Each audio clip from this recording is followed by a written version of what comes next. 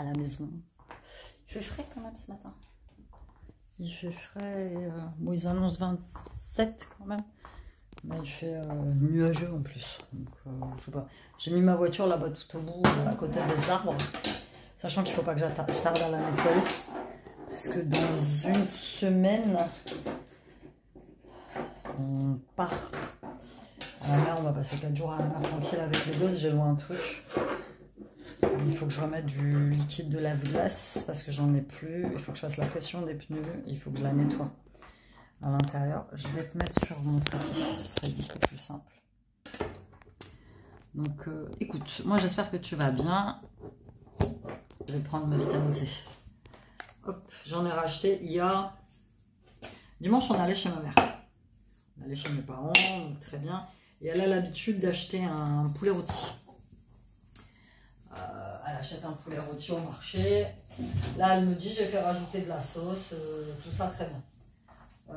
Donc, elle l'achète dimanche. On mange le poulet rôti...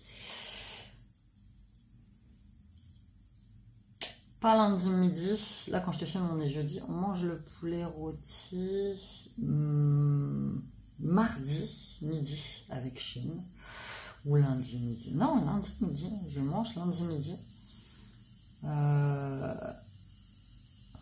ne sais plus, enfin bref, je mange le poulet, non on l'a mangé lundi soir, voilà. On mange lundi soir avec les garçons, le poulet. Putain, le mardi, je me réveille, barbouillée, pas très bien, pas très en forme. J'ai passé une journée en coma, comme un zombie. Je me sentais pas bien du tout. Et moi, comme je fais très attention à ce que je mange, je sais exactement ce que je mange. Je mange des trucs habituels. La seule chose qui n'était pas habituelle à ce moment-là, c'était le poulet. Et je me dis, putain, le poulet, ça m'a pas réussi, quoi. Et du coup, je tente d'en remanger hier midi. Et je sais pas, le poulet... il y a une drôle d'odeur, mais vraiment une odeur de collé, enfin je sais pas, une odeur de pas bon. Et je dis tout de suite aux garçons, je dis on jette le poulet. Voilà, c'était une bonne partie. Hein. Je dis, on jette le poulet. Eux l'ont mangé la première fois le lundi soir, ils n'ont rien eu. On jette le poulet, franchement, et on a acheté le poulet. Et en fait le poulet ne devait pas être frais, c'est clair, parce que j'en ai déjà mangé plein. En plus elle le prend toujours au même gars. Je pense que son poulet ne devait pas être frais. Et du coup, je sais pas où c'est la sauce, j'en sais rien. Le truc, je te dis, il avait une odeur de collé. Enfin, c'était... Donc du coup, hier, j'en ai pas mangé. Ça va beaucoup mieux. Mais en plus, j'avais rendez-vous mardi après-midi chez l'ORL. Et donc, je me suis dit, je vais passer à la pharmacie. Je vais me prendre de la vitamine C pour essayer. J'étais fatiguée. Je me suis allongée plusieurs fois mardi pour essayer de récupérer un peu d'énergie. Mais j'étais naze. Et ce qui fait que depuis, j'arrive pas aux toilettes. De retour avec mes problèmes intestinaux, c'est pénible en fait. C'est pénible et en fait, moi, c'est de famille. J'ai rien à faire, c'est génétique. Mon père, l'année dernière, quand il est revenu du Portugal, on lui a fait passer une coloscopie, fibroscopie, parce qu'il a ce souci-là de ne pas aller aux toilettes quand il veut et de prendre beaucoup de médocs, beaucoup de trucs pour pouvoir aller aux toilettes. Et donc on a passé tous les examens et en fait c'est marrant parce que le gars il nous a parlé d'un gène portugais. C'est un gène portugais en fait qui est typique à tous les portugais sur ce problème de digestion. Donc coloscopie, fibroscopie, il a rien. Mon frère a la maladie de Crohn. C'est pas le seul parce que dans ma famille, ma mère m'a dit qu'il y en avait d'autres qui avaient cette maladie-là, un truc au niveau des intestins. Ma grand-mère est décédée d'un cancer des intestins. Donc c'est vraiment un terrain génétique qui est vraiment relou, quoi. Et moi je vais pas trop me plaindre, hein. Moi je pense que je dois avoir, j'ai déjà une grosse intolérance au gluten et au lactose, donc j'en mange quand même, moins quand même. Quand je fais des pâtes j'en mange beaucoup moins. Le pain blanc j'en mange plus du tout, je mange soit du pain complet, soit, enfin le pain blanc j'en mange plus, si je mange du pain complet, mais c'est juste 2 tranches le matin. J'essaye de limiter. Le lait j'en bois plus du tout, je mange des yaourts de temps en temps, du fromage blanc, du skyr, des yaourts à la grecque, mais ça reste vraiment occasionnel. Hein. Si j'en mange 2 ou 3 par semaine, c'est un gros miracle. Mais voilà, c'est un terrain génétique, je peux rien faire d'autre. Malheureusement, il faut juste que j'adapte le mieux possible au fur et à mesure que l'âge augmente. Il faut que il faut que je fasse très attention à mon alimentation. Donc voilà, écoute, sinon... quoi de neuf pour toi? J'espère que toi tu vas bien. ces derniers jours ont été très cool. Franchement, très cool. Pour une fois, je ne vais pas me plaindre. À part cette histoire d'intoxication alimentaire, mais ça a été très cool parce que j'ai fait le plat sur plein de choses de ma vie. Et ça, c'est génial. J'ai pris une décision radicale, mais vraiment radicale. Je laisse enfin tomber les gens qui m'apportent rien. Voilà.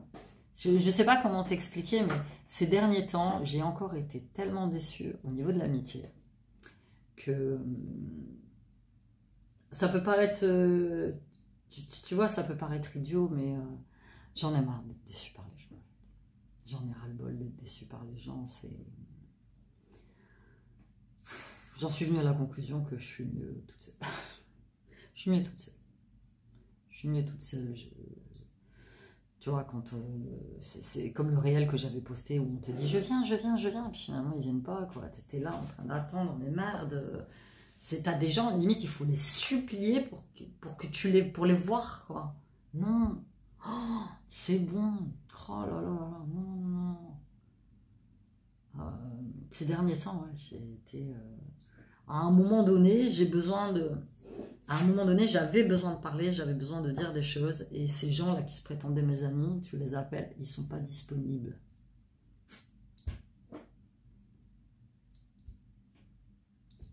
Maintenant, je ne le suis plus non plus. Je suis plus disponible. Je ne suis plus, d'ailleurs, ce sera le titre de ce vlog, je ne suis plus disponible pour personne, c'est fini. Fini. Terminé. Voilà, focus sur moi. Focus sur moi, là j'ai plein de projets qui arrivent, des voyages, je vais voyager beaucoup, là cette dernière partie, je suis 2 fois au Portugal, donc ça c'est plutôt cool, et j'espère partir une fois en Espagne, et j'espère, alors j'ai mes enfants à Noël, donc ça c'est plutôt cool, parce que l'année dernière ils étaient chez leur père, mais je compte passer le nouvel an à l'étranger. Je suis en train de voir ça, où est-ce que je vais pouvoir passer le nouvel an. Mais je suis en train, c'est soit je retourne au Portugal, je me demande si j'irai pas à Ibiza pour le nouvel an. Mais je suis en train de voir. Ou en Italie, j'aimerais bien la Rome par exemple. Même Venise, hein. Je sais que ça peut paraître un peu vieux jeu, mais c'est un endroit que j'aimerais voir de mes yeux. Et voilà, je suis en train de voir si je vais bidouiller ça, mais partir. Je vais faire que ça maintenant. Je vais faire des périodes où je vais beaucoup bosser et des périodes où je pars. Des périodes où je vais beaucoup bosser, des périodes où je pars. Voilà. À part mes enfants ici, il n'y a rien qui me retient ici. Rien du tout. Je vais essayer de m'évader, de m'échapper le plus possible pour pouvoir vivre enfin ce que je veux vivre en fait. C'est ça, réaliser tous mes rêves. Parce que j'ai bien compris que c'est pas en restant enfermé ici que je vais pouvoir voir le monde en fait. Tu vois, même si ici c'est chouette parce que c'est la sécurité, je suis chez moi, il n'y a pas de souci, je suis au calme. Bon, il y a les voisins, mais que tu veux, il y a des voisins partout. Hein, mais tu vois, sortir un peu de ma zone de confort et puis faire des choses que j'ai jamais fait, mais sans compter sur qui que ce soit. Sans compter sur qui que ce soit. La seule personne sur laquelle tu peux compter, c'est toi-même. Alors oui, je vais en avoir dans les commentaires. Oui, mon mari, ma femme, machin, je m'en fous. Je m'en fous. Complet. Ah, je vais te dire, c'est pas du tout dans ma priorité, je cherche même pas. Que ce soit en amour, que ce soit en amitié, je ne cherche plus. C'est fini. Fini. J'aurai ce que l'univers me donnera. Voilà. Si je dois retrouver quelqu'un, bah limite il va me tomber du ciel. Voilà. Mais je ne cherche plus. Pourquoi faire?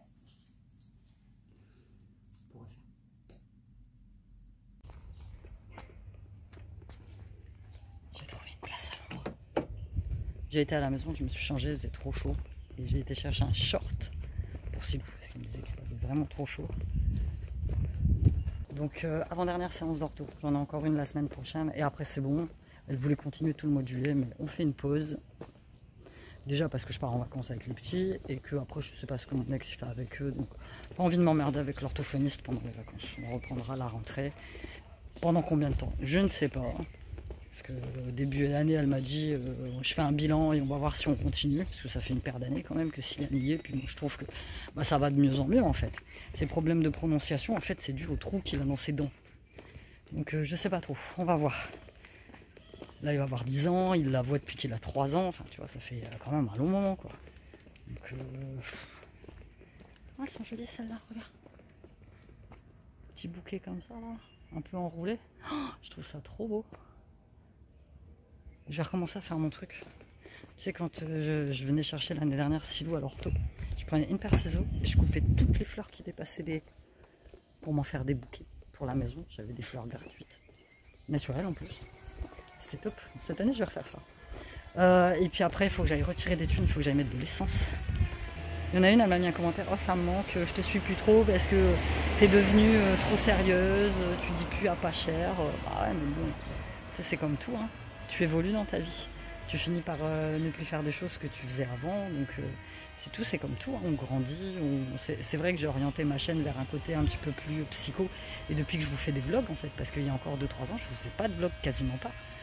Je vous en faisais peut-être occasionnellement, mais pas comme je fais là, à vous filmer ma vie quotidienne. Donc, les choses évoluent, meuf. Moi, j'évolue, tu évolues. Donc, that's life. Ah, de belles fleurs ici. Là.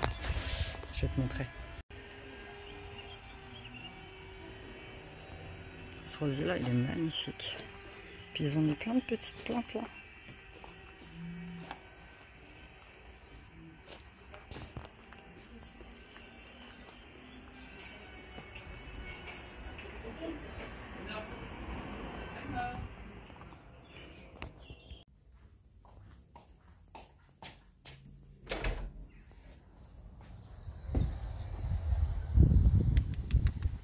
C'est cool.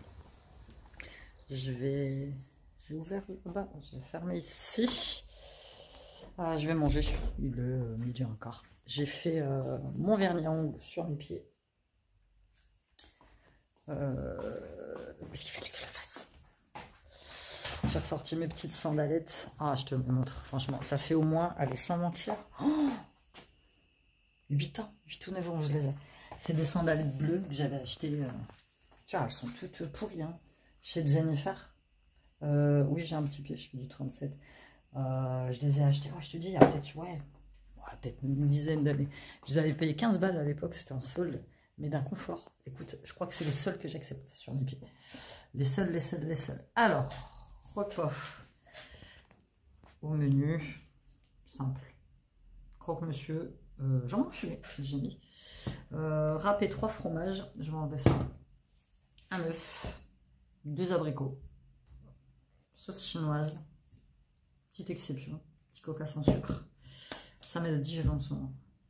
Et puis je vais manger tranquille. Je te fais peut-être un petit mot. Je vais chercher un bout. C'est pareil, normalement j'ai Lucie qui devait venir me voir là. De toute façon, ça fait 3 fois qu'elle doit venir me voir et 3 fois qu'elle ne vient pas. Et elle annule même pas. Elle prend même pas la peine d'annuler, m'envoyer juste un message pour me dire écoute, je peux pas passer. Elle était déjà passée hier soir. Elle devait passer il y a 2 semaines. Bref. Est-ce que ça vaut vraiment la peine qu'on en parle? Non.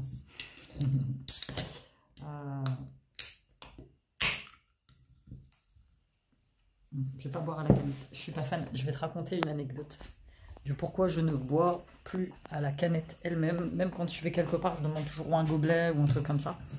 Il y a quelques années, je travaillais chez Inter. Comme tu as pu le savoir, j'ai travaillé chez eux pendant longtemps. Et parfois, j'ai aidé à mettre en rayon. Tu sais, quand il y avait personne en caisse, tu es un peu multitâche. Tu aidé à mettre en rayon. Et je rentre dans la réserve pour aller chercher une palette avec je sais plus quoi à mettre. Je vois le chef de magasin, Jean, c'était un Portugais aussi, qui court partout avec un balai. Je dis, qu'est-ce que tu fais? Et en fait, il venait de livrer une grosse palette de coca à l'intérieur, infestée de rats. Et les rats avaient chié, épicé sur le dessus de la canette.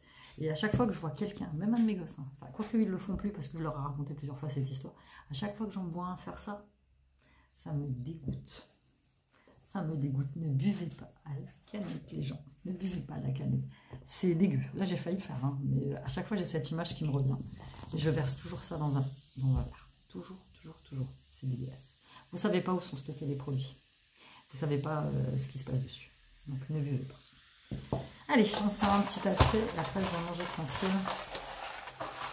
Je te rappelle, si tu ne sais pas de quoi je parle, c'est mon pot à mots. C'était dans un pot en verre de 2023. Tout au long de l'année, j'ai écrit des petites réflexions, des petites choses sympas qui me sont arrivées, des petites choses pas sympas. Enfin, j'ai écrit plein de choses et j'ai décidé de te les ouvrir en 2024, un an après, pour te dire mon ressenti. Et cette année, je fais la même chose. Et on a déjà, on est qu'à 6 mois de la fin de l'année et mon pot est encore rempli. D'accord. Je ne sais pas à quel moment j'ai écrit ça. Que ferait une bonne créatrice de contenu tout au long de sa journée? Vaste question. Qu'est-ce qu'elle ferait tout au long de sa journée, une créatrice de contenu? Ben là, je serais probablement en train de te filmer mon repas. Je serais probablement en train de te faire une story. Je serais probablement en train de te raconter ma vie. Je serais probablement en train de revenir sur le match Portugal qu'il y a eu hier avec un commentateur Dugarry désastreux. Je te raconterai comment en ce moment j'en ai marre des gens. Je te raconterai comment j'ai très envie de partir en vacances très très loin seule et de m'exiler sur une île déserte. Et je te raconterai tout ça. En fait, je te ferai vivre tout ça. Mais en même temps, je me dis que je ne peux pas tout te dire sur les réseaux.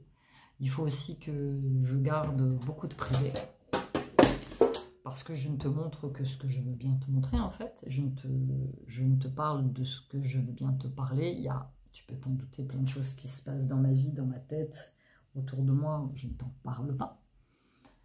Parce que voilà, j'estime qu'on ne peut pas tout dire sur les réseaux sociaux. Contrairement à ce qu'on pourrait penser, liberté de la presse, machin, liberté d'expression. Il y a des choses qu'on ne peut pas dire sur les réseaux. Très clairement.